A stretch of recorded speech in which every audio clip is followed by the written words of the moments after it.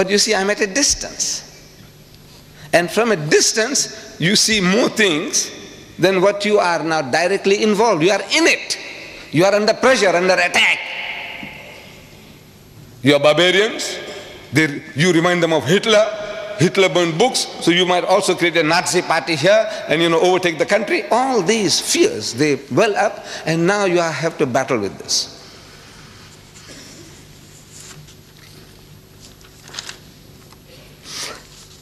Now I am qualified to speak on this for a number of reasons. Number one, you see, I am an elder brother of yours. To some of you, I'm an uncle. Some of you can call me grandpa. I'm an old man, number one. Number two, I have read the book. Nobody can say, well, look, did you read the book? And say, no, but this is what people say from hearsay. So no, I read the book. Number two. Number three, I'm one of you. You see, to everybody, I'm a South African. But if I tell you that I carry a document with me, a British passport,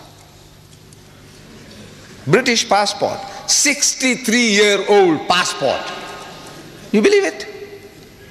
There would hardly be a single senior citizen in Britain who would be having a British passport 63-year-old. If you open it, you'll see my picture when I was 9-year-old, what I looked like then. And I cherish it. Well, by God, I cherish it because of that picture more than anything else. But now I value it. I'm a Britisher by birth and by holding a British passport. I would be looking forward to the pleasure of creating a senior citizens, British passport holders of 60 years and more. If your father or anybody, your grandfather has got a passport 60 years and over, let me know. We would like to create a society in Britain. So I am qualified. Now what? In retrospect now, because it's far away from all those happenings, now I can talk more freely. I said, look, what I would have done. I couldn't have. If I was in the midst of you, I couldn't have thought all these things out. It's impossible. See, when you are under pressure, under turmoil, and the mass hysteria that can be generated by things like this, you can't think. So I'm not too clever. What I'm going to tell you now, say, this guy's too clever. I'm not, wallah. I tell you, I'm not clever. I am now benefiting from other people's experiences. I have been watching your TV debates on these topics. People send me the videotapes. I watch them. From Britain, from America.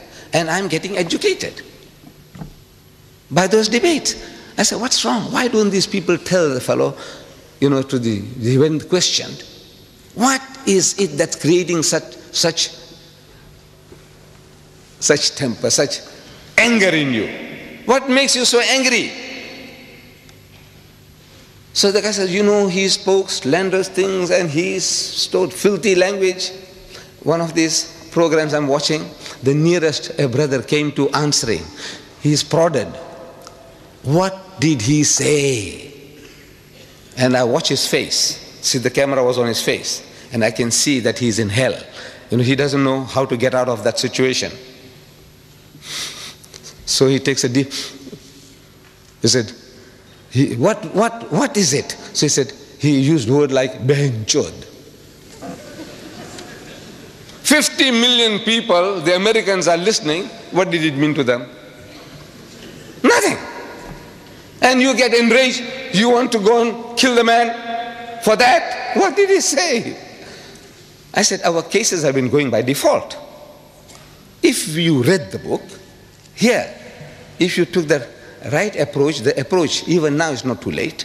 I will show you ways and means. Very cheaply you can get things done, very cheaply. Not with the gun, not with the bomb, not with the stone.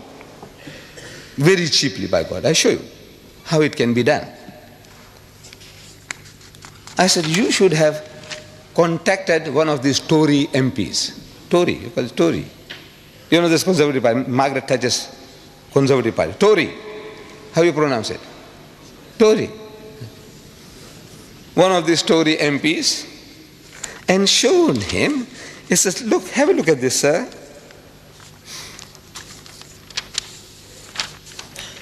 our Iron Lady, our Prime Minister.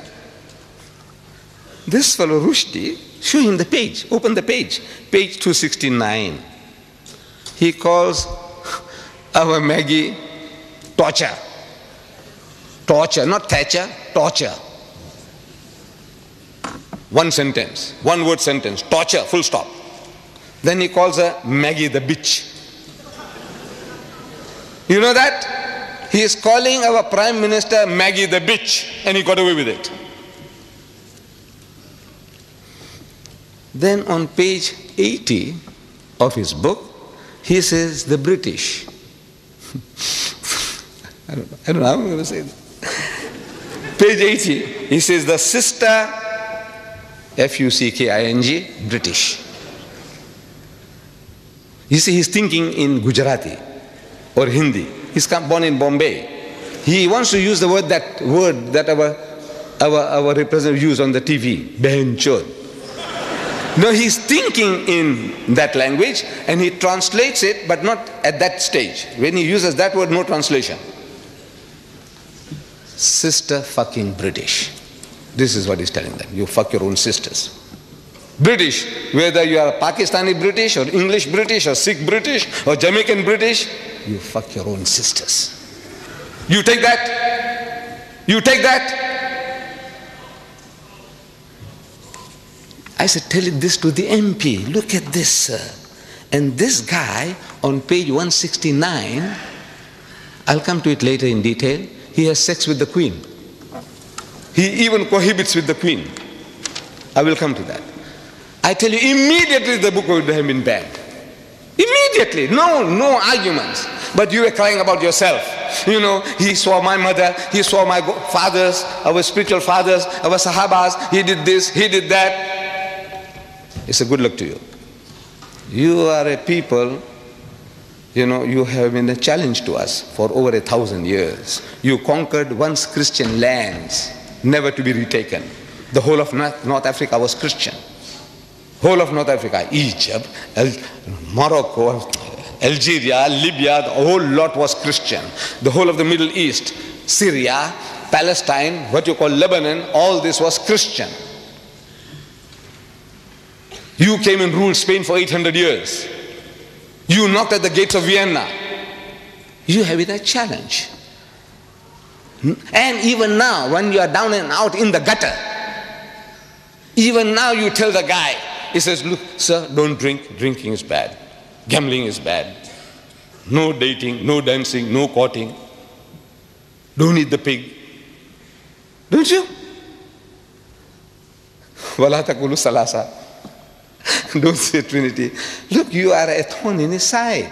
Now for a change, your own child, one of your own, he's put a pineapple up your backside. See how it feels now? He's getting sadistic pleasures. He's getting pleasures in our pain. You cry, you wail, you burn books, you march, he's happy. He's getting a subtle revenge on you through your own. The way was to turn the tables. Bas, I don't know how you address them. I don't know how you address them here. I would say, Bas, Pakka Saheb, look what this guy is saying about you. Not about me, my mother, about you, your mother, your sister, your wife, your daughter. You show him and you see how he reacts. Some fellows tell me that the British are insensitive. They are insensitive. They have grown a thick skin. You can tell them what you like. You can swear them as you like. They don't react. I said, don't take a chance. You're making a mistake. He is highly sensitive. But his sensitivity is selective. Where it affects him, I will give you illustration, examples.